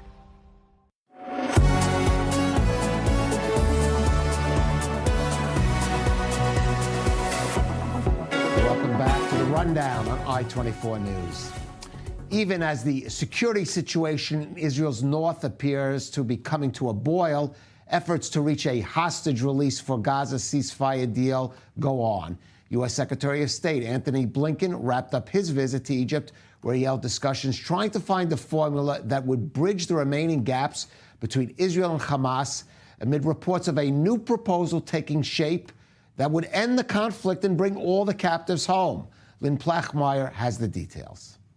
An Israeli official has confirmed an emerging report about a new outline for a hostage deal. In this deal, all hostages will be released at the same time in exchange for the end of the fighting in Gaza, plus the safe passage of Yahya Sinwar and his associates out of the Strip. Furthermore, the new ceasefire deal would see the release of Palestinian prisoners jailed in Israel, demilitarization of the Gaza Strip, and a new system of governance. The Hostages and Missing Families Forum expressed its full support for this plan in a statement, saying, "We welcome Netanyahu's new outline, a one-shot deal and the end of the fighting. A one-shot deal that includes all 101 hostages is the wish of all Israeli citizens and the families of the hostages. The proposal strengthens security in Israel and makes it possible to reach a comprehensive regional settlement." The statement adds that the proposal was, quote, presented in Washington in front of leaders from Arab countries and received a positive response. U.S. Secretary of State Antony Blinken visited Egypt this week in a bid to push for a hostage deal. He expressed cautious optimism concerning possible success. We've made a tremendous amount of progress over the last month and a half. There are, I think, in the agreement, 18 paragraphs, 15 of them are agreed, but the remaining issues need to be resolved. We put forward with the Egyptians and the Qataris ideas for resolving them. The bottom line is this: their resolution is less a question of substance and more a question of political will. And for both parties, it's important to demonstrate that political will to get this agreement concluded. As tensions on the northern border rise amid fears of an all-out war with Hezbollah, the new report of a one-shot hostage deal might be the way out, not only for the hostages and their loved ones, but also for the state of Israel. Well, for more, let's go to our senior U.S. correspondent, Mike Wagon, who's at the State Department there in Washington, D.C. And, Mike, we see Antony Blinken still pushing on, trying to get the U.S. proposal or the mediator's proposal done. At the same time, reports that Israel has offered a counter-proposal. And one has to wonder if in any way there's either of these deals or some combination of the two can actually finally reach fruition. State Department spokesman Matthew Miller just addressed that topic just a few moments ago in the daily briefing here at the State Department. He said he would not comment and didn't feel it was productive to comment on those reports out of Israeli media about that one-shot hostage ceasefire exile deal that's being reported right now. He said the focus continues to be on the Israeli/Biden proposal that was floated back in May, that's been the subject of seemingly endless negotiations that have ebbed and flowed back and forth since that time, but have never gotten across the finish line. And he said that remains the focus of talks, although those talks appear to have petered out for the time being. Antony Blinken obviously continuing to push the issue in Cairo. He's now on to Paris and will return to the United States for the UN General Assembly next week, where I'm sure the topic of those talks will continue to remain a focal point, but at least for the time being, State Department not commenting commenting rather on the latest proposal that's being reported in Israeli media. Right, Mike. I just want to note, it's striking that Secretary Blinken is not coming to Israel on this trip, despite being so close. I think it's the first time in the last 10 times he's been here, he hasn't done that.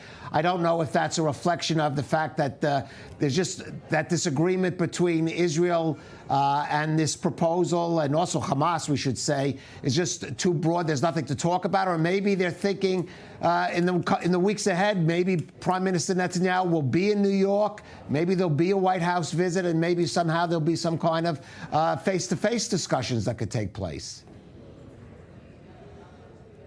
I think, if you're going to do the kind of shuttle diplomacy that Blinken has been doing on his regular trips to the Middle East since October 7th, you want to have an opportunity for a victory. You want to have an opportunity for progress, something you can bring back home, something that can be touted. To just do it and walk away with nothing time after time after time. Yeah, you can say, hey, we're going to keep trying until we get something, but what are the optics of that? What positive really comes of that when you continue to walk away with nothing? So I think that was certainly considered and taken into consideration in Blinken's itinerary on this particular trip. If you're going to make those stops, if you're going to keep pushing this, you have to have a feeling, you have to have something of substance that you feel you can walk away with. It just doesn't appear that the parties, and the parties being Israel and Hamas, are close enough right now that kind of a shuttle diplomacy would be of help in any way. And I think that's the major reason here. We're seeing Blinken go to Cairo and Cairo only on this Middle East venture.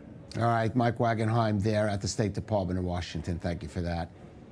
And still with us, Eitan Dangot, Brigadier General, and Ariel Osseron. Eitan, we've talked earlier about a possible deal that would see Hamas leaders sail off or fly off or however they go from Gaza in return for the hostage release, freeing of Palestinian prisoners. I mean, on paper, this deal would answer the two points that basically Hamas and Israel can't agree on. Israel wants Hamas out of Gaza, and Hamas wants an end to the war and Israel out of Gaza.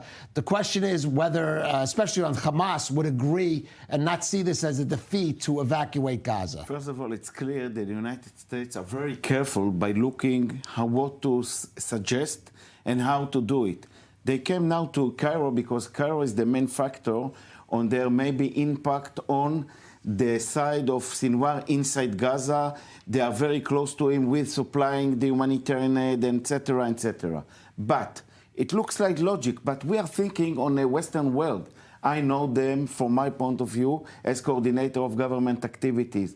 Did you imagine that Sinwar will agree to leave Gaza under such agreement? I support one deal, I support one stage, I support a ceasefire, but in my opinion, he will not dare to agree to a kind like he will leave Gaza Strip. What does it mean? It means that he lost Gaza, he opened the space to others to be there. And in my opinion, that will be the main problem for such agreement. But should we find other kind of architecture in order to find another way of solution or to delay it? What does it mean? It means that we are coming back where there will be a ceasefire for such and such a days, and inside will be obligation from Israel not to touch Sinwar. Sinwar will not leave Gaza, and that is the end story of his entity in Gaza under Hamas. He is the only guy now that controls Hamas from the point of this organization. He is the leader, and for him to leave Gaza, it means lose. All right. And yes, Ariel. I agree completely with Eitan's analysis. I will just note that making Sinwar the leader of Hamas, of Hamas's political bureau after the killing of Ismail Haniyeh does give an out and an option, and maybe even Hamas other officials thought about this of the day after, because if Sinwar is indeed only has the hat of leader of Hamas in Gaza, there is no chance for him to leave the Strip. I still don't think he will. Regardless. But the fact that he is also the leader of Hamas could give him an out. He would leave on that hat and perhaps lead his brother, who is currently the de facto leader of the military wing, as his successor. I also don't think that's going to happen. But making him the leader of Hamas in general does give an opening, perhaps, for such a proposal to succeed. Now, just your reaction to that, Eitan. You say no chance. Sinwar in my opinion, again, no chance. Because for Sinwar, it's 0 or 1. And he will not leave Gaza. This is his, let's say, his card to his heart to say, I'll continue to be the leader. This is his win concerning the 7th of October, the change he made by leaving. You remember Arafat leaving Beirut? Yeah. And 82. It's not the same, but it's the same idea. While you are leave Gaza, who will be now inside on the civil issues? Who will be the leadership on Gaza? I hope it will be done. It's in my imagination. But I know these murderers, they will not agree for it. We have to find another way to solve it and to try to manage with it, even giving up for release of the hostages. I would give him to be a small time under a promise by Israel not to touch him. Later, God knows. In Gaza, you mean? In Gaza. Well, it's hard to imagine that this... It's hard to say. It's as hard as it is to imagine for you to Sinwar leaving Gaza. It's hard for me to imagine this Israeli government agreeing to let Sinwar live on in Gaza, even with the release of the hostages. I'm looking for the next generation in Israel. If we are not going to make anything of the release of the hostages, it will damage our future in a way we cannot estimate it now. This is one of the main basic value of our existence here and what we built in this country. The war will take 4 years. We will have the time to kill Sinwar. We will have to come to the north, but we have to release and bring them back home, these hostages, even by giving up for a meanwhile or short time some of the things that it's very difficult for us to agree. All right. Well, let's take another angle now, of course, on the situation that's developed since October 7th, or on October 7th. Unit 8200 of the Israel Defense Forces is an elite branch of military intelligence responsible for the electronic monitoring of enemy forces, for clandestine operations and other tasks. Its reputation for excellence in the intelligence field, I would say, is unparalleled within Israel and also abroad as well, which is why many wonder, where was 8200 in the days, even in the hours, leading up to the October 7th attack? Well, the unit is very secretive, and defense correspondent Matthias Inbar of a French channel had the rare opportunity to speak with someone who served with the commander of Unit 8200. His identity cannot be revealed, but we do speak about whether and why there was indeed a major failure of intelligence regarding the intentions of Hamas. Let's take a listen. And this is an exceptional, an exclusive interview with Officer T, Intelligence Officer T. Thank you so much for being with us. This is the first time you accepted my invitation, and you served under the Brigadier General Yossi Sariel, the commander of 8200. I would like to understand, do you think that the last success of this unit is coming to repair the fault that probably the unit didn't work on 7th of October?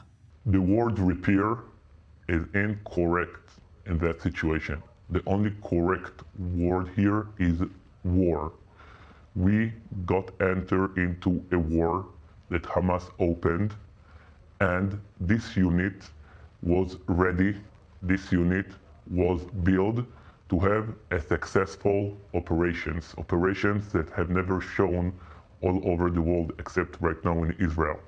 If you are talking about October 7th, I can say for sure that nothing won the regular and the used theory for 15 years.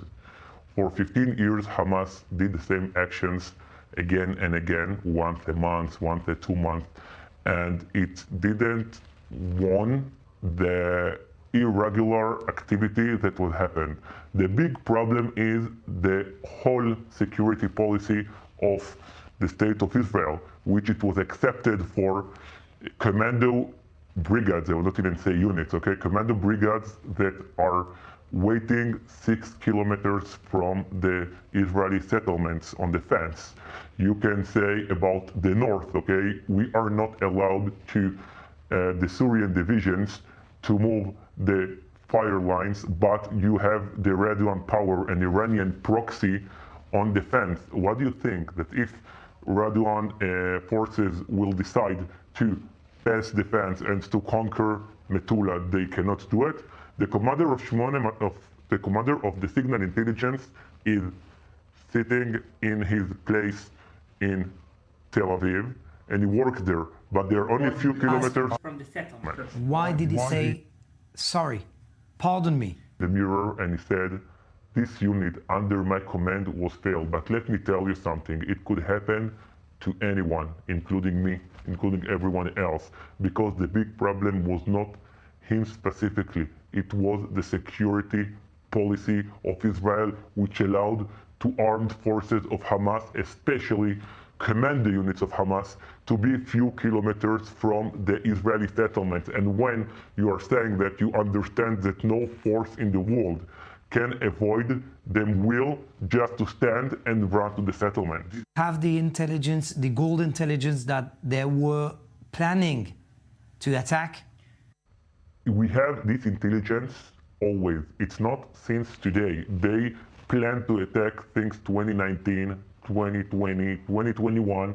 It will happen, but between the night between Friday and Saturday, there was no difference. The fact was that the main chief of the IDF, the head of the intelligence, the main chief of the Southern Command had a meeting during the night, okay, and they tried to understand what's different. The problem is because of the security policy that Yossi Sariel heritage from the past, it was not, something was not unusual. Hamas used to do it, Hamas used to behave like that, Hamas used to act like that, okay?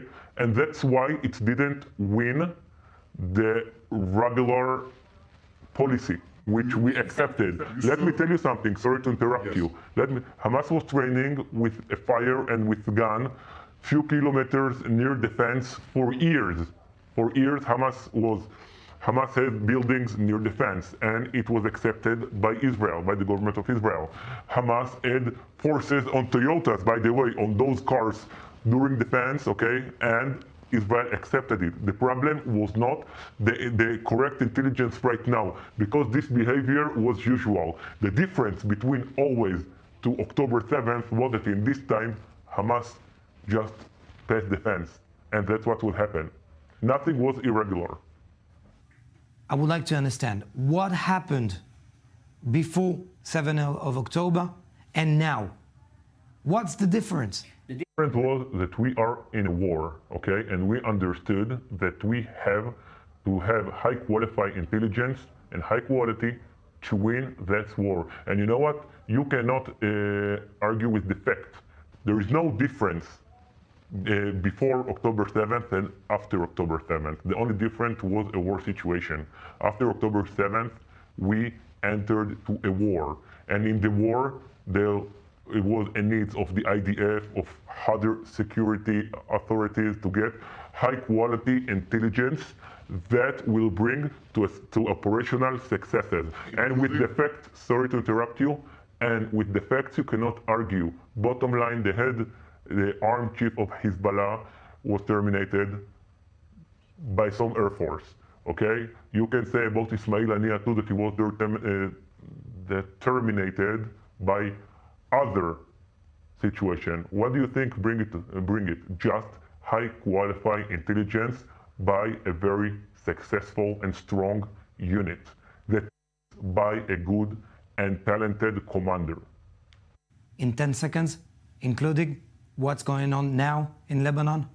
Of a very, very, very strong unit with abilities, I think you will never see those abilities over the world, that could harm the enemy from inside. Okay, this enemy, think about it. This enemy soldiers just went to the market and found themselves getting back what they gave to us. Thank you so much, Officer T, for having this interview. Thank you so much. Eitan Dangot, your reaction to that? First, I'm still declare that, in my opinion, this unit is one of the best units all over the world.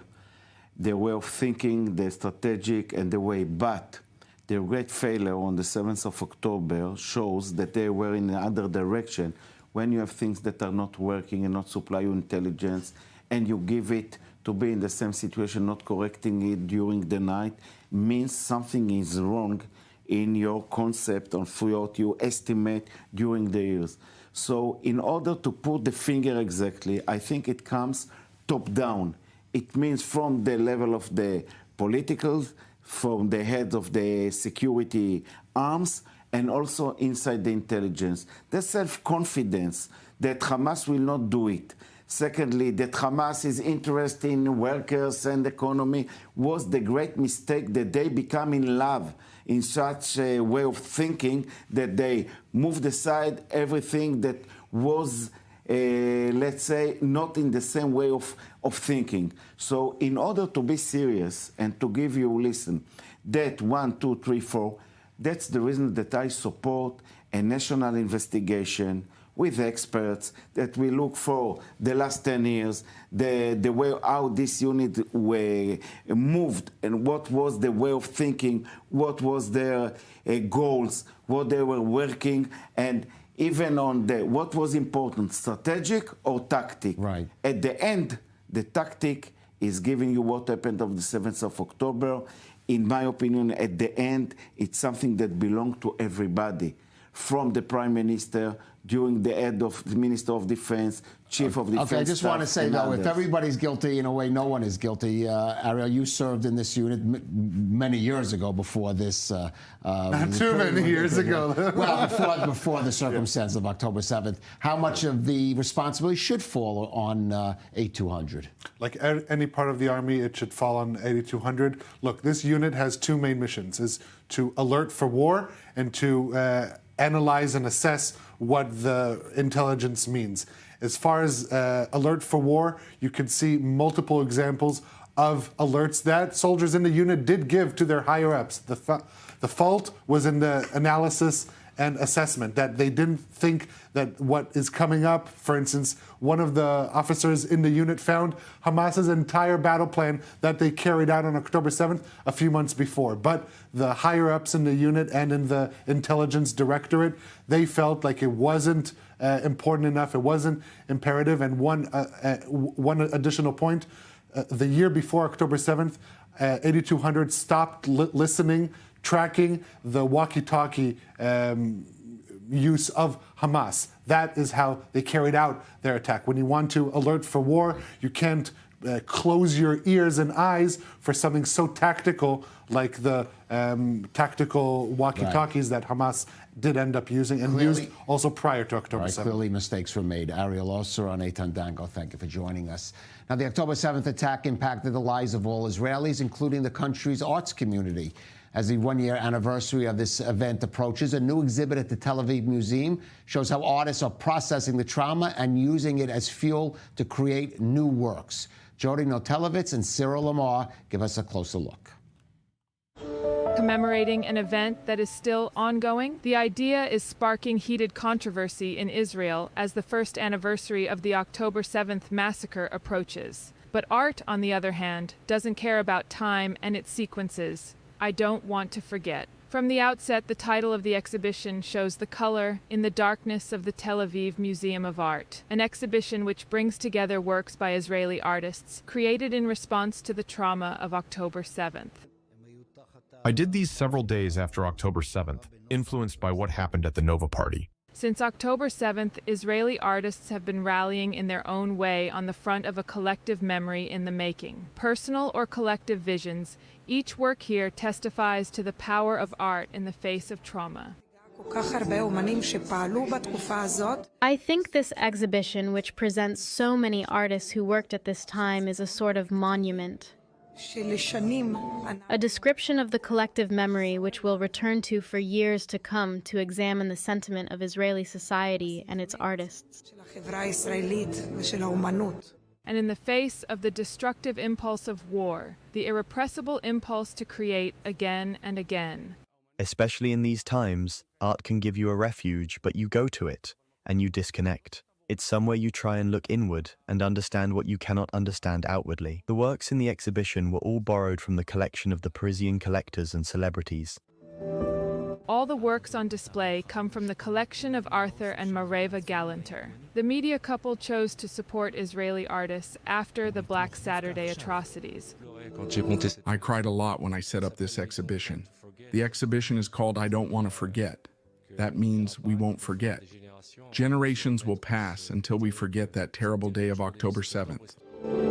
A committed act that also responds to a call for a boycott of Israeli artists in the art world. The boycott of Israeli artists is complete and utter nonsense, since the art scene in Israel opposes the Netanyahu government.